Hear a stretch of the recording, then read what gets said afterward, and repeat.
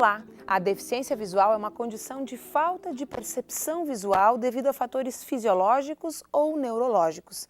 A cegueira pode atingir pessoas de diversas idades, já no nascimento ou com o decorrer da vida. Um projeto de extensão da UPF, chamado Oficinas de Arte e Exploração Tridimensional, desenvolve atividades com estas pessoas. E para falar sobre o assunto, está aqui conosco no estúdio a coordenadora do projeto, a professora mestre Margarida Pantaleão.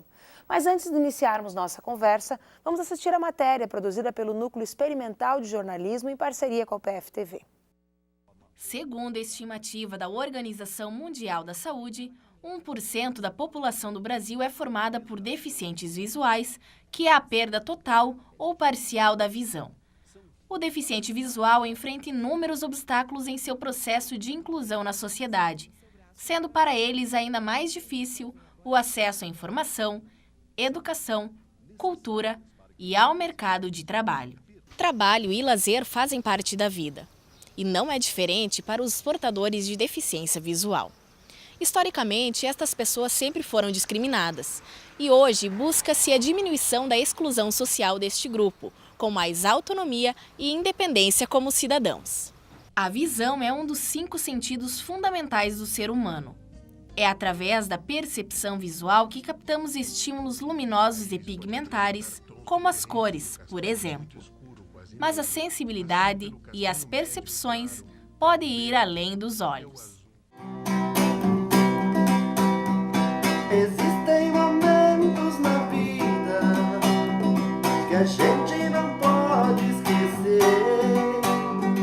Eu já enxerguei já até os 30 anos, andava de bicicleta até os 30 anos e desenvolvi os sentidos, entende? Desenvolvi o sentido, uso muito o meu ouvido, entende? O tato dos pés, entende? Uso muito o ouvido mesmo. Tem que ter cuidado, porque daí, atravessar uma rua, tu depende muito do ouvido, e daí o ouvido às vezes te trai, como hoje de manhã quase me traiu, né? Fui atravessar de meio-dia e não, na hora do pique, fui pro ouvido, o carro foi em cima de mim. O propósito sensorial atrai também por ser inclusivo, abrindo espaço para a acessibilidade de pessoas com deficiência visual que sempre se viram excluídas das manifestações artísticas. É com este objetivo que a Associação Passo Fundense de Cegos, a APACE, vem desenvolvendo atividades de recreação e culturais. As atividades são viabilizadas através de convênios. Um deles é junto à Faculdade de Artes e Comunicação da Universidade de Passo Fundo. O projeto de extensão do curso de Artes Visuais oportuniza ao grupo de cegos vinculados à APACE o acesso às artes plásticas. Mais sobre este projeto, você confere agora, no estúdio. Professora Margarida, tridimensional. Por que tridimensional? Todo o nosso caminho se dá a partir do volume, a partir do toque. Nós escolhemos a visão a partir das mãos, porque esse é o caminho que para ele seria realmente significativo e agregador através da multissensorialidade. Ou seja, tocando, eles vão descobrir a forma das coisas. A percepção vem a ser desenvolvida. Quando nós buscamos, através do volume, sentir obras de arte, objetos, elementos da vida cotidiana, isso vem a desenvolver o seu processo interior de percepção de si mesmo e do mundo. Isso vai permitir com que eles tenham uma independência maior, que eles se sintam mais confiantes em relação ao espaço de deslocamento individual e coletivo, porque eles têm uma vida além de todas as outras questões que nós trabalhamos e que a sua percepção, estando mais desenvolvida, vai lhe dar mais segurança e uma garantia de independência maior. Estávamos conversando antes de começar o programa sobre a diferença entre, por exemplo, aqueles portadores de deficiência visual que nunca enxergaram e aqueles que já enxergaram por um tempo. Como essa diferença se manifesta nas oficinas? É que cada um vai trabalhando a partir das suas experiências. E quem já conheceu elementos da visualidade, ele vai retomar essas questões. Ele busca na sua memória, ele vai buscar reencontros da sua própria história pessoal. E quem nunca enxergou, ele vai percorrer um caminho diferente. Que tudo que ele vai descobrindo a partir do toque é algo novo que ele agrega à sua vida, enquanto que os outros buscam em referências anteriores essas relações. Tu estava me contando a história de uma das integrantes do projeto que te pediu para apresentar para ela o sol. A Cristina, ela participa desde 2011 conosco e ela nunca enxergou. Então, para ela, tudo é descoberta. E uma coisa que eu acho maravilhoso nesse grupo que a gente trabalha é que eles agregam coisas de uma maneira extremamente positiva. Eles nunca disseram não. Eu não vou fazer a proposta, eu tenho medo, eu não gosto, eu não sei. Eles sempre estão dispostos. Então, isso é uma coisa que permite que eles agreguem um conhecimento novo, coisa que às vezes nossos alunos não se permitem. Por quê? Porque eles, às vezes, diante de uma proposta nova, eles rejeitam. E com eles isso não acontece. A gente trabalha com eles desde 2011 e a gente vê que o seu Flávio era um dos nossos participantes, que ele dizia que as nossas propostas eram sempre uma nova calculação. Uma nova calculação. Que era o novo e que eles ficavam esperando. Como a própria Cristina, que você cita no exemplo, ela diz que como eles vêm de ônibus para cá, que ela vem todo o caminho do centro até aqui pensando, o que será que nós vamos fazer hoje? Porque eles nunca sabem antecipadamente, até para não criar uma expectativa que, se não concretizada, criaria para eles uma frustração. Então, quando a gente convida artistas, quando a gente convida pessoas da comunidade que já vieram participar do projeto, que a gente apresenta obras de artistas brasileiros, gaúchos e rio-grandenses, através do relevo, que essas obras elas são copiadas através de um xerox e depois a gente coloca relevo, para que eles possam tocar e conhecer obras de diferentes pessoas e diferentes técnicas. Quem coloca o relevo? Os bolsistas? Nós temos um bolsista, Paidex, que é uma aluna do curso de Artes Visuais, que participa conosco, e sempre a gente tem alunos que são voluntários do curso de jornalismo, que faz o registro fotográfico, do curso de música, que participa das atividades, e do curso do design de moda, que também auxilia no acabamento das atividades que eles vêm a fazer durante a oficina. Eu já visitei alguns museus que têm ao lado da obra, por exemplo, uma tábua em braille, né, com o escrito em braille, para que as pessoas com deficiência ou cegas possam, de alguma forma, acessar essa obra. Existem outras possibilidades disponíveis nos nossos museus? Olha, isso é uma das coisas assim que é extremamente difícil a gente falar. A França é um dos países que tem hoje projetos de acessibilidade que são considerados muito bons, que permite inclusive que até os cães-guia entrem dentro do museu e acompanhem os visitantes. Então eles têm áudios narrados em que eles podem escutar, né, junto com as obras em relevo, que eles têm a possibilidade de toque. Isso são possibilidades.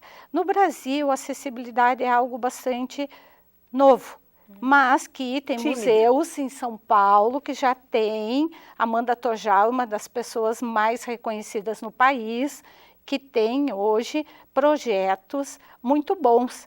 Mas uma das coisas, você falou do Braille. Hoje, o Braille não é do domínio de todos, infelizmente. É algo que também eles são como do nosso grupo. Das 10 pessoas que participavam do grupo, 3 dominam o Braille. Então, eles estão participando de oficinas. Hoje, isso é uma coisa possível, o que não era até bem pouco tempo. Então, isso para eles é uma forma de conhecimento. Eles têm como conhecer o mundo através do toque, não só da linguagem, que a linguagem, nós temos projetos como o do professor Ercílio, que é narrado Então, isso é uma possibilidade que eles têm, também, a audioteca, que é a gravação de livros que permite que eles tenham acesso a obras literárias atuais, significativas, relevantes, que vai realmente permitir com que eles tenham uma inserção social e cultural. Em função dessa timidez da nossa acessibilidade ou imaturidade que estamos caminhando a cada dia, né? Eles têm pouco acesso à informação sobre o que é arte ou as formas de arte, porque já tem as informações do cotidiano que eles precisam absorver, né? Existe algum tipo de conhecimento prévio com o qual eles chegam até as oficinas? Uma das coisas que a gente nota, nós temos 4 anos do projeto, é que eles tenham conhecimento da relação, mas não do conceito. Como as formas. Nós começamos a trabalhar com eles com os elementos fundamentais, as formas geométricas. Eles não nomeiam, mas eles têm o sentido, o entendimento do que isso representa. Então, isso é uma coisa que, de fato, para eles, soluciona temporariamente o problema imediato, mas que realmente, se a possibilidade houvesse, eles iriam agregar realmente maiores conhecimentos e isso para eles ia ser mais significativo para a sua vida cotidiana como cidadãos, que o usufruir dos bens culturais da sociedade é um direito de todo cidadão. Então, quando eles vão ao museu, isso é algo que é maravilhoso, que eles têm a possibilidade de conhecer obras, de conhecer artistas, de vivenciar os processos culturais que são da sua comunidade. Isso para eles adoram participar das jornadas literárias. Isso é uma coisa que eles se sentem extremamente inseridos na comunidade e é algo que eles gostam muito. Então, isso faz com que eles se sintam bem, que eles se sintam parte da comunidade. O projeto se desenvolve na Faculdade de Artes e Comunicação. Eles adoram vir à UPF, porque eles se sentem participantes da Universidade de Passo Fundo. Então, isso faz com que eles se sintam importantes, que eles se sintam inseridos e eles gostam de realmente participar da comunidade. Bom, nós vamos fazer um rápido intervalo, mas voltamos já já com mais um pouquinho do Universidade Aberta, falando sobre o projeto de arte tridimensional. Até já!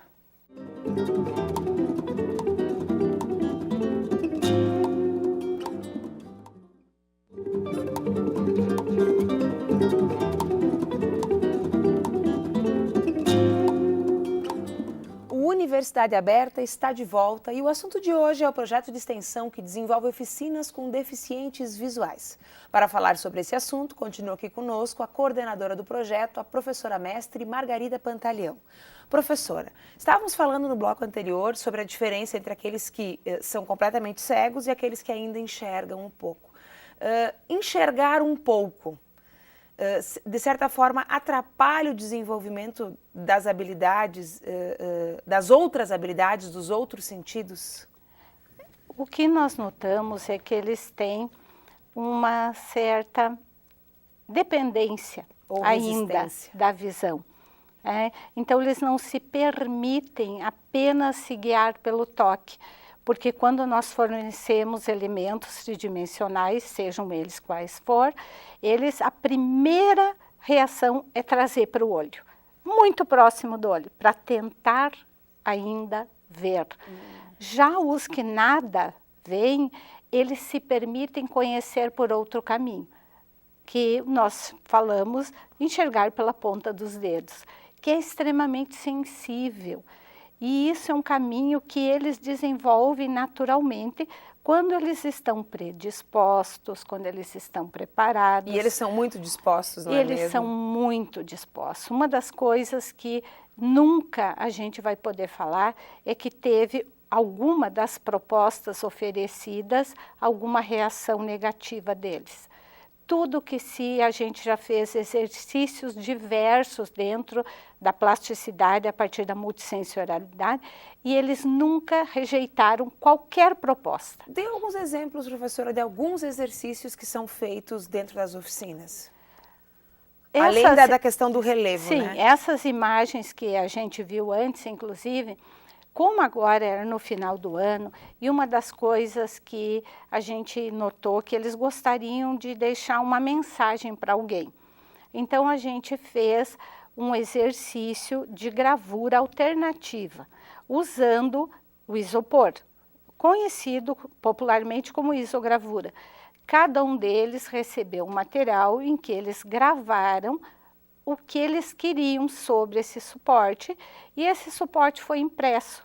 Então, uma forma de gravura, como vocês tiveram a oportunidade de ver na imagem anterior, cada um imprimiu seus próprios cartões e com a ajuda... Como se fosse uma espécie de carimbo. Exatamente, como se fosse um carimbo. Eles escolheram a cor que eles gostariam, porque eles têm preferências, assim como nós. O seu Nelson é do Inter e ele adora vermelho. Qualquer coisa que você perguntar para ele, ele vai te dizer, é vermelho. Mas o seu Nelson já enxergou em algum Seu Nelson momento? já enxergou. Ah, então ele tem o vermelho como referência. Ele tem como referência, né? E quando nós temos esses... E como é com aqueles que nunca enxergaram para definir cores, por exemplo? É uma sensação muito difícil, porque todas as relações que nós estabelecemos são relações sensório-perceptivas. Então, a gente descreve uma cor quente, uma cor fria, uma cor... que são elementos que são conceituais. Então, para eles, isso não. A gente busca relações. Então, o sol, o que o sol me passa? Ele me aquece. Então, são sensações que a gente vai desenvolvendo. Então, esses cartões que a gente fez, por exemplo, nós convidamos alunos do jornalismo que vieram como voluntários e escreveram aquilo que eles desejavam que fosse escrito nas mensagens para que eles pudessem dar para famílias, para os seus amigos. Foi uma colaboração dos alunos e que eles adoraram, porque cada um deles teve a oportunidade de registrar por escrito aquilo que eles desejavam.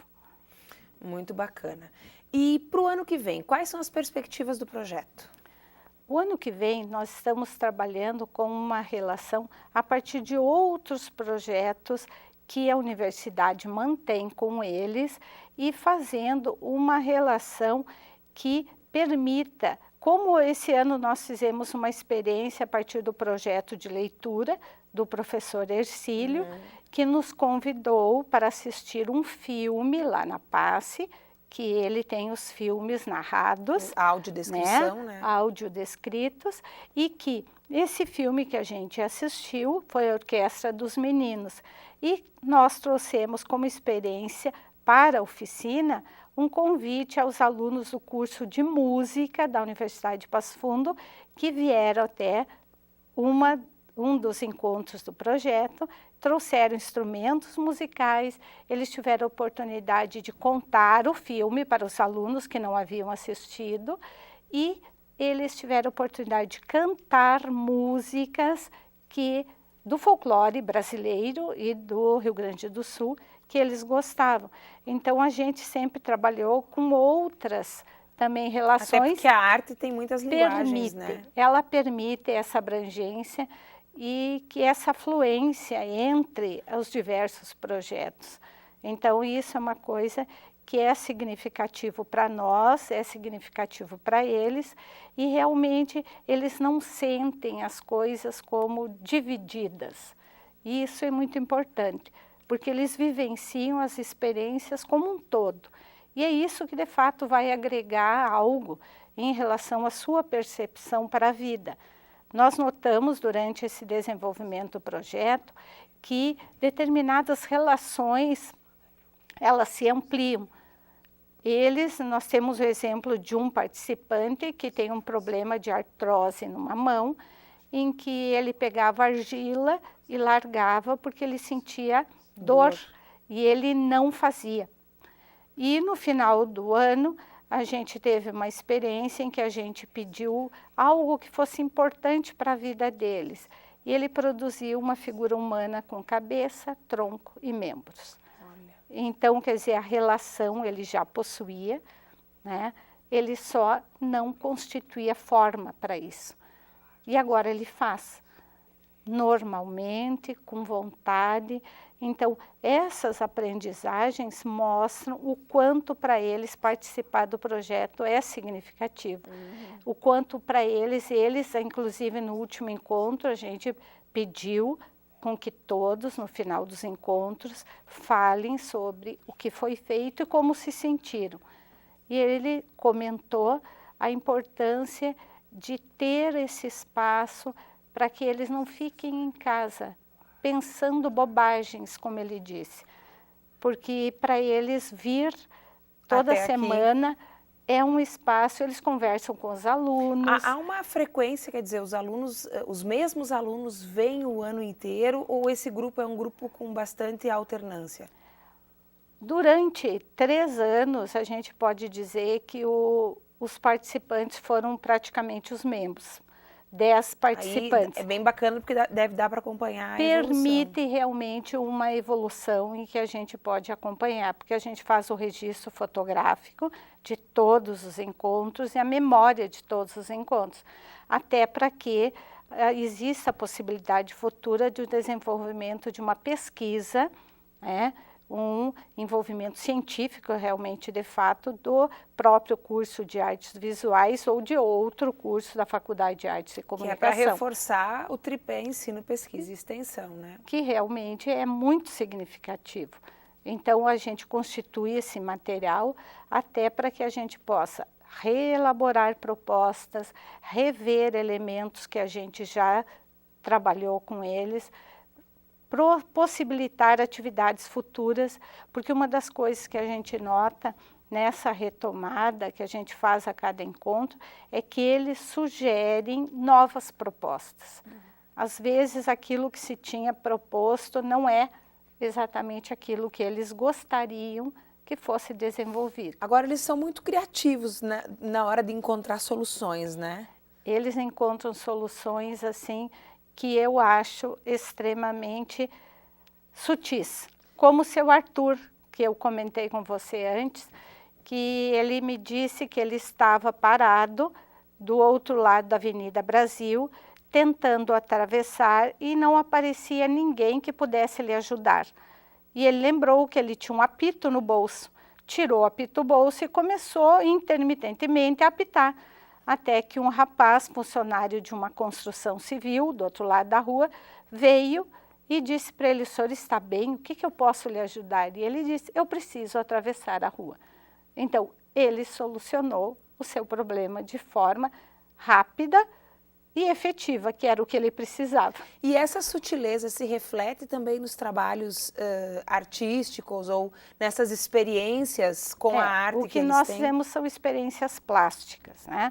Que nós trabalhamos com cores, trabalhamos com os pigmentos, a gente trabalha muito com argila, que permite para eles essa questão da tridimensionalidade. Da textura também. A textura, o volume. Então, isso nós temos notado que o processo, quem participa da oficina desde o início, tem um processo diferente, o que não exclui de maneira nenhuma, porque eles têm uma coisa muito interessante também, eles convidam pessoas. Eles encontram uma pessoa e perguntam, e trazem para a oficina: a professora pode? Eu disse: pode. Porque para eles isso é uma coisa que agrega. Eles gostam, eles convidam, vem alguém visitar a casa deles naquele dia, eles trazem para o projeto também. Olha, então, isso é muito significativo para o cotidiano deles, né? É uma forma de se inserirem na comunidade, deles como pessoas, eles têm um respeito entre eles muito grande, eles brincam muito entre si, mas isso de maneira nenhuma desrespeita a pessoa do colega. Eles, quando uma pessoa, eu peço que cada um fale, cada um tem a sua vez, e eu não preciso interferir nisso.